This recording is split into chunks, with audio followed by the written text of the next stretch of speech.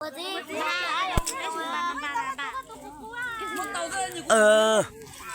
rồi đó.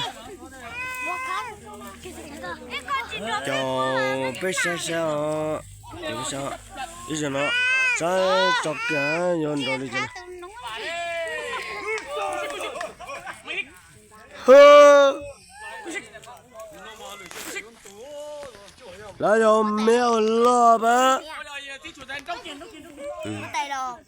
ít chụp hình gì nữa số đó ba bé sao nữa sai nhon rồi chẳng á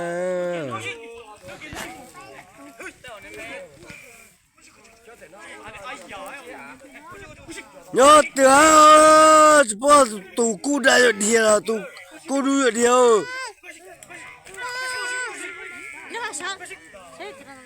đó pin đầu xì xin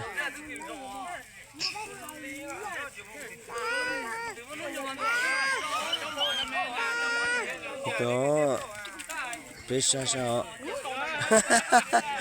biết sao cái gì人家都要去干照啊，老哟，人家我家多去包了。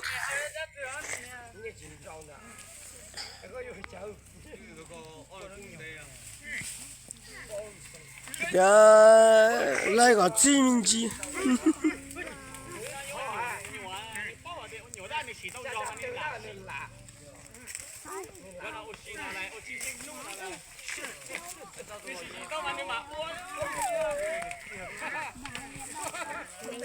洗到的掉嘛，我的掉。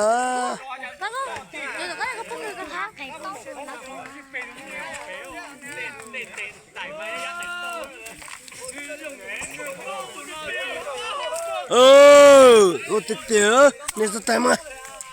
你是怎么讲太呢？一些呢，我的掉。嘿嘿。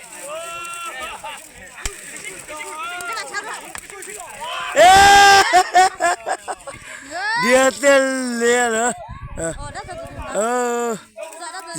chỉ cho tự nhiên nữa, giờ tự nhiên nữa, không bây giờ nó, cho nó xí ta xí, tôi được cứ tự nhiên nữa, giờ tự nhiên nữa.